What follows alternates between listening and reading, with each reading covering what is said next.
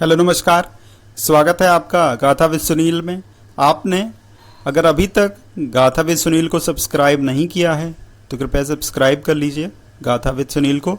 द्रौपदी को पांडवों में सबसे अधिक किससे प्रेम था और कौन था जो द्रौपदी से अधिक प्रेम करता था? द्रौपदी के स्वयंवर में अर्जुन ने भाग लिया था। अर्जुन स्वयंवर की प्रतियोगिता जीत गए थे, लेकिन द्रुपद की पुत्री द्रौपदी को पांचों पांडवों के साथ विवाह करना पड़ा। द्रौपदी समय समय पर पांचों पतियों के साथ रहती थी। द्रौपदी ने एक एक वर्ष के अंतराल से पांचों पांडवों के एक एक पुत्र को जन्म दिया। इस तरह द्रौपदी के 5 पुत्र थे। द्रौपदी महाभारत में एक ऐसा चरित्र है जिस पर जितना लिखा जाए कहा जाए उतना कम है। द्रौपदी से एक बार सत्यभामा ने पूछा था कि बहन, तुम्हारे पति पांडवजन तुमसे हमेशा प्रसन्न रहते हैं। मैं देखती हूँ कि वह लोग सदा तुम्हारे वश में रहते हैं, तुमसे संतुष्ट रहते हैं। तुम मुझे भी ऐसा कुछ बताओ कि मेरे श्याम सुंदर भी मेरे वश में रहें। तब द्रौपदी बोली, सत्यभामा, ये तुम मुझसे कैसी दुराचारणी स्त्रियों के बारे में पूछ रही हो? जब पति को यह मालूम हो तो वह अपनी पत्नी के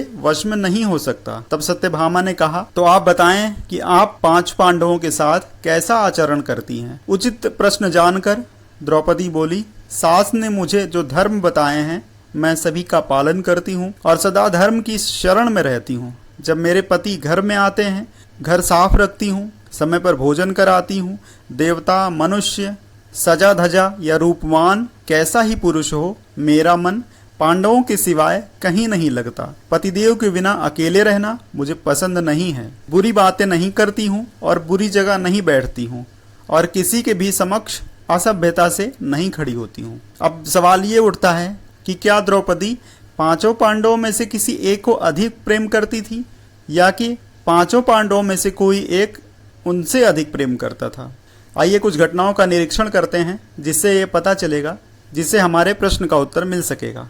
पहली घटना, जुए में द्रौपदी को दांव पर लगाने पर सबसे ज्यादा क्रोधित भीम हुए थे और उन्होंने युधिष्ठिर का विरोध भी किया था। बाद में जब द्रौपदी का चीरहरण हो रहा था तो सबसे ज्यादा क्रोध भीम को ही आ रहा था, जबकि युधिष्ठिर सहित अन्य पांडव चुप थे। भीम अपने क्रोध पर काबू नहीं रख पाए और उसी समय उन्होंने प्रतिज्ञा ले ली थी कि दुशासन की छाती का लहू पीऊंगा और दुर्योधन की जंघा उखाड़ दूंगा। महाभारत के युद्ध में भीम ने अपनी इस प्रतिज्ञा को भी पूरा किया।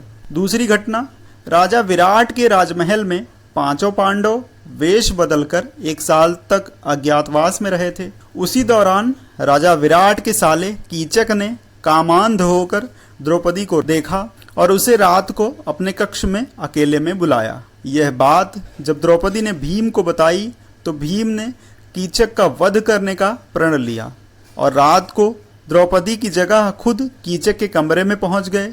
द्रौपदी समझकर जैसे ही कीचक ने भीम को हाथ लगाया, भीम ने कीचक को उठाकर पटक दिया और उसके बाद दोनों में भयंकर युद्ध हुआ और भीम ने कीचक का वध कर दिया।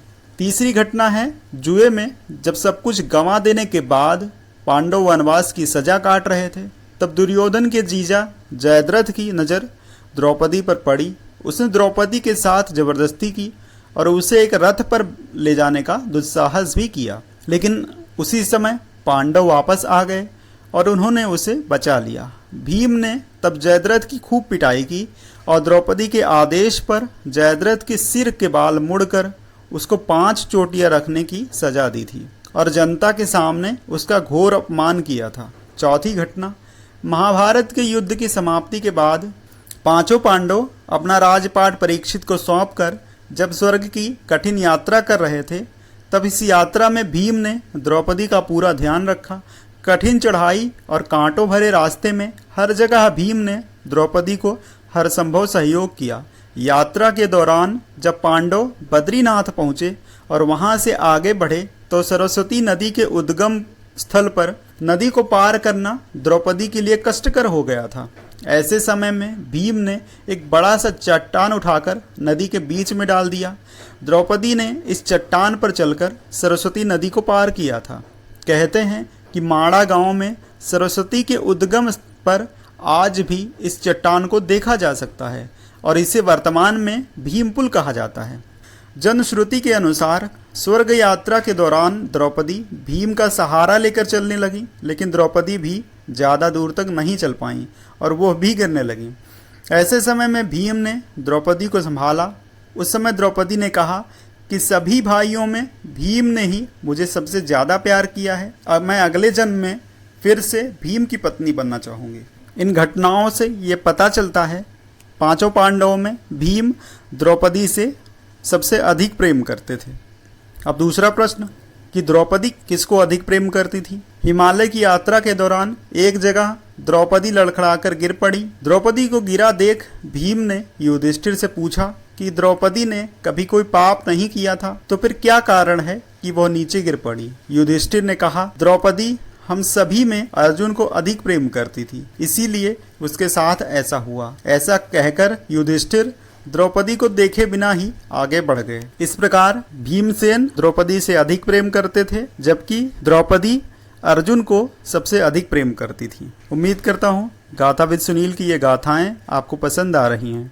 अगर पसंद आ रही हैं तो कृपया सब्सक्राइब करिए और वीडियोस को अपने मित्रों परिचितों में भी शेयर करिए। धन्यवाद।